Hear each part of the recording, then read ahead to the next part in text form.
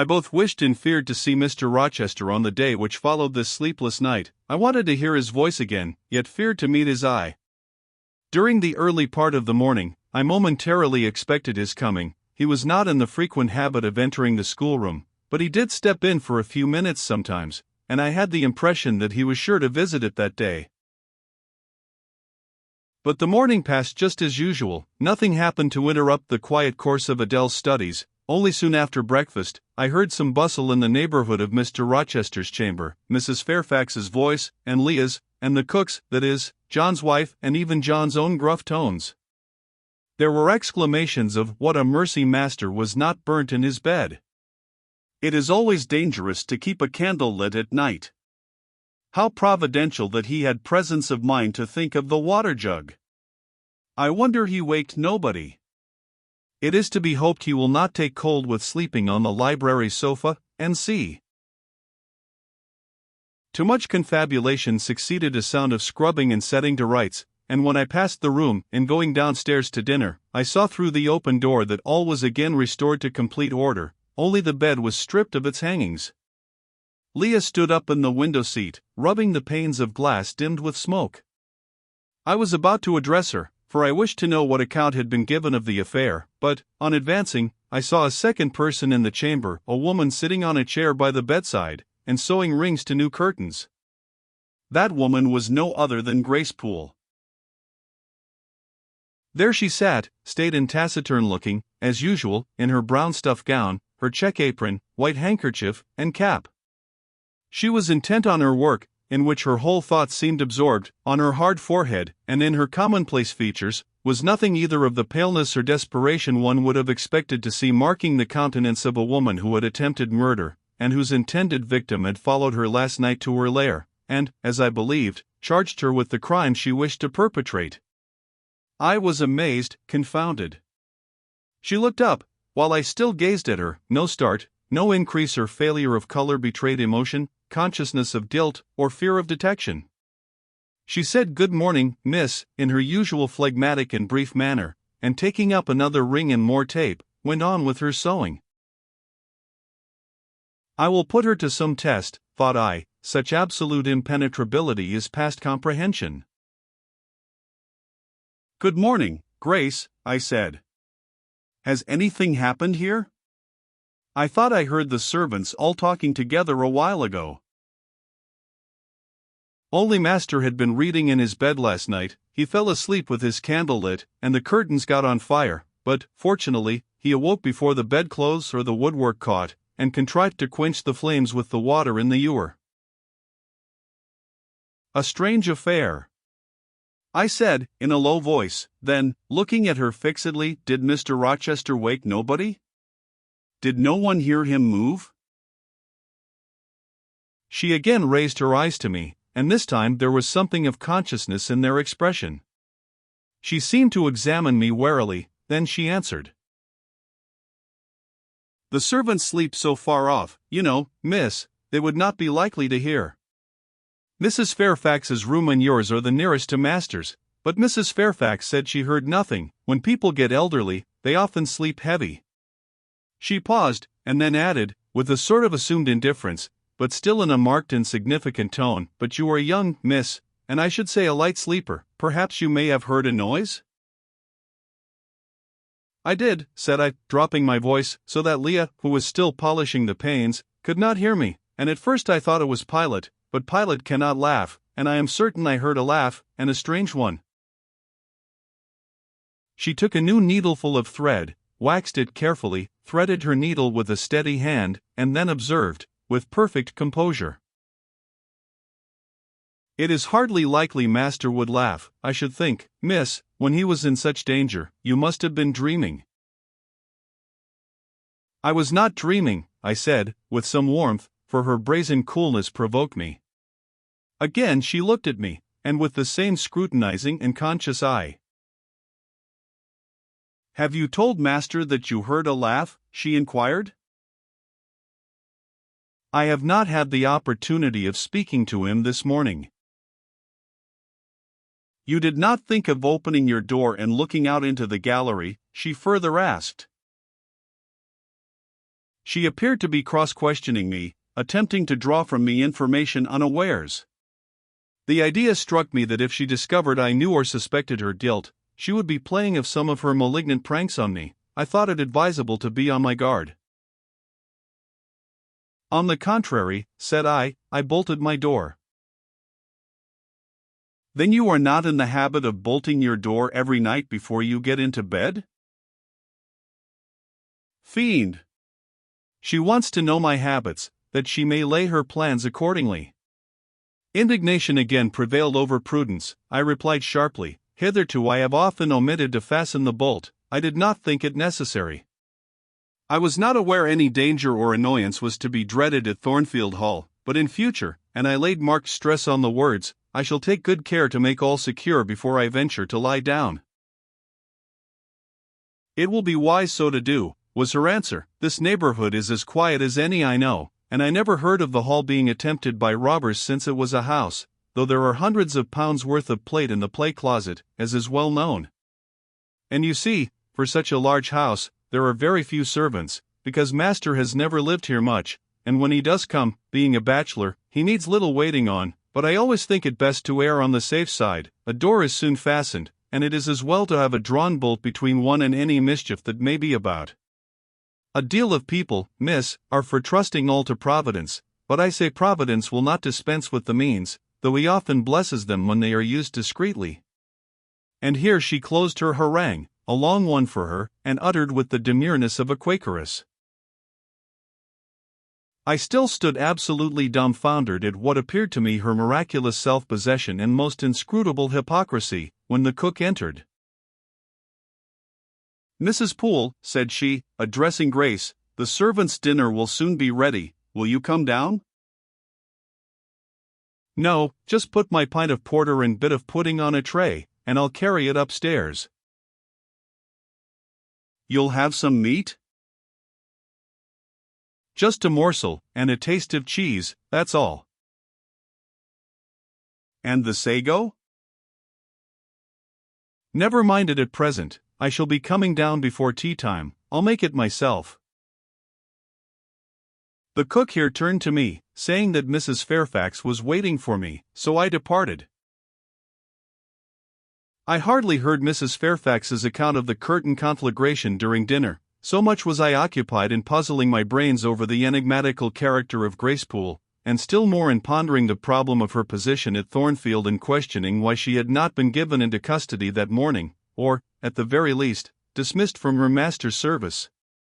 He had almost as much as declared his conviction of her criminality last night. What mysterious cause withheld him from accusing her? Why had he enjoined me, too, to secrecy? It was strange. A bold, vindictive, and haughty gentleman seemed somehow in the power of one of the meanest of his dependents, so much in her power, that even when she lifted her hand against his life, he dared not openly charge her with the attempt, much less punish her for it. Had Grace been young and handsome, I should have been tempted to think that tenderer feelings than prudence or fear influenced Mr. Rochester in her behalf, but, hard-favored and matronly as she was, the idea could not be admitted. Yet, I reflected, she has been young once, her youth would be contemporary with her master's. Mrs. Fairfax told me once, she had lived here many years. I don't think she can ever have been pretty, but, for aught I know, she may possess originality and strength of character to compensate for the want of personal advantages. Mr. Rochester is an amateur of the decided and eccentric. Grace is eccentric at least. What if a former caprice, a freak very possible to a nature so sudden and headstrong as his, has delivered him into her power, and she now exercises over his actions a secret influence, the result of his own indiscretion, which he cannot shake off, and dare not disregard? But, having reached this point of conjecture, Mrs. Poole's square, flat figure, and uncomely, dry, even coarse face, recurred so distinctly to my mind's eye, that I thought, no, impossible. My supposition cannot be correct. Yet, suggested the secret voice which talks to us in our own hearts, you are not beautiful either, and perhaps Mr. Rochester approves you. At any rate, you have often felt as if he did, and last night, remember his words, remember his look, remember his voice. I well remembered all. Language, glance, and tone seemed at the moment vividly renewed. I was now in the schoolroom. Adele was drawing. I bent over her and directed her pencil. She looked up with a sort of start. "Jouez-vous, mademoiselle," said she. "Vos doits tremblant comme la feuille, et vos yeux sont rouges, mais rouges comme des cerises." "I am hot," Adele, with stooping. She went on sketching. I went on thinking. I hastened to drive from my mind the hateful notion I had been conceiving respecting Grace Poole. It disgusted me. I compared myself with her, and found we were different. Bessie Leaven had said I was quite a lady, and she spoke truth. I was a lady. And now I looked much better than I did when Bessie saw me. I had more color and more flesh, more life, more vivacity, because I had brighter hopes and keener enjoyments. "Evening approaches," said I, as I looked towards the window. "I have never heard Mr. Rochester's voice or step in the house today, but surely I shall see him before night. I feared the meeting in the morning, now I desire it, because expectation has been so long baffled that it has grown impatient." When dusk actually closed, and when Adele left me to go and play in the nursery with Sophie, I did most keenly desire it. I listened for the bell to ring below. I listened for Leah coming up with a message. I fancied sometimes I heard Mr. Rochester's own tread, and I turned to the door, expecting it to open and admit him. The door remained shut, darkness only came in through the window. Still it was not late. He often sent for me at 7 and 8 o'clock, and it was yet but 6. Surely I should not be wholly disappointed tonight, when I had so many things to say to him. I wanted again to introduce the subject of Grace Poole, and to hear what he would answer. I wanted to ask him plainly if he really believed it was she who had made last night's hideous attempt, and if so, why he kept her wickedness a secret.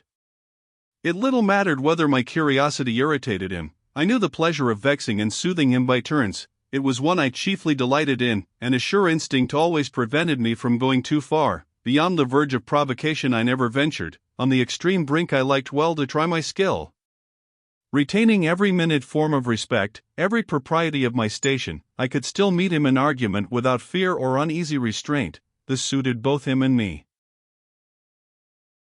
A tread creaked on the stairs at last. Leah made her appearance, but it was only to intimate that tea was ready in Mrs. Fairfax's room. Thither I repaired, glad at least to go downstairs, for that brought me, I imagined, nearer to Mr. Rochester's presence. "You must want your tea," said the good lady, as I joined her. "You ate so little at dinner." "I am afraid," she continued, "you are not well today. You look flushed and feverish." "Oh, quite well. I never felt better." "Then you must prove it by evincing a good appetite. Will you fill the teapot while I knit off this needle?" Having completed her task, she rose to draw down the blind, which she had hitherto kept up, by way, I suppose, of making the most of daylight, though dusk was now fast deepening into total obscurity. "It is fair tonight," said she, as she looked through the panes. "Though not starlight, Mr. Rochester has, on the whole, had a favorable day for his journey." "Journey? Is Mr. Rochester gone anywhere?" "I did not know he was out." "Oh, he set off the moment he had breakfasted. He has gone to the Leas, Mr. Eshton's place, 10 miles on the other side Millcote. I believe there is quite a party assembled there, Lord Ingram, Sir George Lynn, Colonel Dent, and others." "Do you expect him back tonight?" "No, nor tomorrow either. I should think he is very likely to stay a week or more. When these fine, fashionable people get together, they are so surrounded by elegance and gaiety, so well provided with all that can please and entertain, they are in no hurry to separate. Gentlemen especially are often in request on such occasions, and Mr. Rochester is so talented and so lively in society, that I believe he is a general favorite. The ladies are very fond of him, though you would not think his appearance calculated to recommend him particularly in their eyes, but I suppose his acquirements and abilities, perhaps his wealth and good blood, make amends for any little fault of look." "Are there ladies at the Leas?" "There are Mrs. Eshton and her 3 daughters, very elegant young ladies indeed. and there are the Honorable Blanche and Mary Ingram, most beautiful women, I suppose. Indeed, I have seen Blanche, 6 or 7 years since, when she was a girl of 18. She came here to a Christmas ball and party Mr. Rochester gave. You should have seen the dining room that day, how richly it was decorated, how brilliantly lit up. I should think there were 50 ladies and gentlemen present, all of the first county families, and Miss Ingram was considered the belle of the evening. You saw her, you say, Mrs. Fairfax. What was she like? Yes, I saw her. The dining room doors were thrown open, and, as it was Christmas time, the servants were allowed to assemble in the hall, to hear some of the ladies sing and play. Mr. Rochester would have me to come in, and I sat down in a quiet corner and watched them. I never saw a more splendid scene. The ladies were magnificently dressed. Most of them, at least most of the younger ones, looked handsome, but Miss Ingram was certainly the queen. And what was she like? Tall, fine bust, sloping shoulders, long, graceful neck, olive complexion, dark and clear, noble features, eyes rather like Mr. Rochester's, large and black, and as brilliant as her jewels. And then she had such a fine head of hair, raven black and so becomingly arranged, a crown of thick plaits behind, and in front the longest, the glossiest curls I ever saw. She was dressed in pure white, an amber-colored scarf was passed over her shoulder and across her breast, tied at the side, and descending in long, fringed ends below her knee.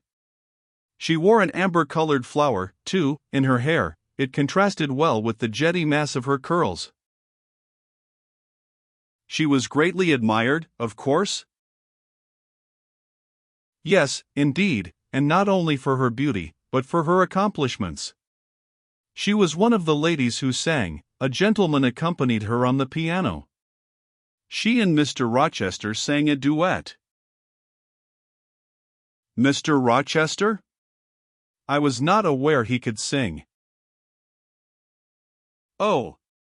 He has a fine bass voice, and an excellent taste for music. And Miss Ingram, what sort of a voice had she? A very rich and powerful one. She sang delightfully. It was a treat to listen to her, and she played afterwards. I am no judge of music, but Mr. Rochester is, and I heard him say her execution was remarkably good. And this beautiful and accomplished lady, she is not yet married? It appears not. I fancy neither she nor her sister have very large fortunes. Old Lord Ingram's estates were chiefly entailed, and the eldest son came in for everything almost. But I wonder no wealthy nobleman or gentleman has taken a fancy to her, Mr. Rochester, for instance. He is rich, is he not? Oh. Yes. But you see there is a considerable difference in age. Mr. Rochester is nearly 40, she is but 25. What of that? More unequal matches are made every day. True, yet I should scarcely fancy Mr. Rochester would entertain an idea of the sort. But you eat nothing. You have scarcely tasted since you began tea. No, I am too thirsty to eat. Will you let me have another cup? I was about again to revert to the probability of a union between Mr. Rochester and the beautiful Blanche, but Adele came in, and the conversation was turned into another channel. When once more alone, I reviewed the information I had got, looked into my heart, examined its thoughts and feelings, and endeavored to bring back with a strict hand such as had been straying through imagination's boundless and trackless waste, into the safe fold of common sense. Arraigned at my own bar, memory having given her evidence of the hopes, wishes, sentiments I had been cherishing since last night, of the general state of mind in which I had indulged for nearly a fortnight past, reason having come forward and told, in her own quiet way, a plain, unvarnished tale, showing how I had rejected the real, and rapidly devoured the ideal, I pronounced judgment to this effect: that a greater fool than Jane Eyre had never breathed the breath of life, that a more fantastic idiot had never surfeited herself on sweet lies, and swallowed poison as if it were nectar. You, I said, a favorite with Mr. Rochester? You gifted with the power of pleasing him? You of importance to him in any way? Go! Your folly sickens me. And you have derived pleasure from occasional tokens of preference, equivocal tokens shown by a gentleman of family and a man of the world to a dependent and a novice. How dared you? Poor stupid dupe, could not even self-interest make you wiser? You repeated to yourself this morning the brief scene of last night. Cover your face and be ashamed. He said something in praise of your eyes, did he? Blind puppy. Open their bleared lids and look on your own accursed senselessness. It does good to no woman to be flattered by her superior, who cannot possibly intend to marry her, and it is madness in all women to let a secret love kindle within them, which, if unreturned and unknown, must devour the life that feeds it, and, if discovered and responded to, must lead, ignis fatuus-like, into miry wilds whence there is no extrication. Listen, then, Jane Eyre, to your sentence. Tomorrow, place the glass before you, and draw in chalk your own picture, faithfully, without softening one defect, omit no harsh line, smooth away no displeasing irregularity, write under it, portrait of a governess, disconnected, poor, and plain. Afterwards, take a piece of smooth ivory, you have one prepared in your drawing box, take your palette, mix your freshest, finest, clearest tints, choose your most delicate camel hair pencils, delineate carefully the loveliest face you can imagine, paint it in your softest shades and sweetest lines, according to the description given by Mrs. Fairfax of Blanchingram. Remember the raven ringlets, the oriental eye. What? You revert to Mr. Rochester as a model. Order. No snivel, no sentiment, no regret. I will endure only sense and resolution. Recall the august yet harmonious lineaments, the Grecian neck and bust, let the round and dazzling arm be visible, and the delicate hand, omit neither diamond ring nor gold bracelet, portray faithfully the attire, aerial lace and glistening satin, graceful scarf and golden rose, call it Blanche, an accomplished lady of rank. Whenever, in future, you should chance to fancy Mr. Rochester thinks well of you, take out these two pictures and compare them. Say, Mr. Rochester might probably win that noble lady's love, if he chose to strive for it. Is it likely he would waste a serious thought on this indigent and insignificant plebeian? I'll do it, I resolved, and having framed this determination, I grew calm and fell asleep. I kept my word. An hour or two sufficed to sketch my own portrait in crayons, and in less than a fortnight I had completed an ivory miniature of an imaginary Blanchingram. It looked a lovely face enough, and when compared with the real head in chalk, the contrast was as great as self-control could desire. I derived benefit from the task. It had kept my head and hands employed, and had given force and fixedness to the new impressions I wished to stamp indelibly on my heart. Ere long, I had reason to congratulate myself on the course of wholesome discipline to which I had thus forced my feelings to submit. Thanks to it, I was able to meet subsequent occurrences with a decent calm, which, had they found me unprepared, I should probably have been unequal to maintain, even externally.